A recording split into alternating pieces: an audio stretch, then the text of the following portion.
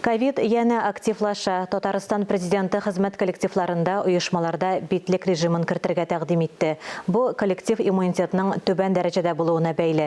Әлегә битлек режимы җәмәгать урыннарына, транспортка, сәүдә үзәкләренә кагылмый, анда битлексез йөрергә мөмкин.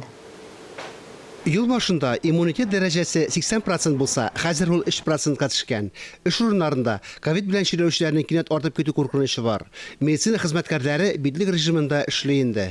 Коронавирус инфекция никуда не ушла. Коронавирус йогышы бер кая да китмәде. Вирус таралу процессы тукталмады. Соңгы 2 атнада без ковид белән чирләүчеләрнең 30%-ка диярлек артуын күрдек. Күп кенә хезмәт коллективлары өчен битлек режимын кире кайтарырга дигән карар көтелмәгән хәл түгел. Татарстанның автомобильләр җитештерүче иң зур заводы КАМАЗда профилактика чараларын август башында ук кайтарганнар. Анда 8 авыру теркәлгән. Битлек режимын бөтен җирдә кертергә җыенмыйлар. Саклану берәүгә дә камачауламый. Сәүдә үзәкләрендә битлек киеп йөрүчеләр күренә.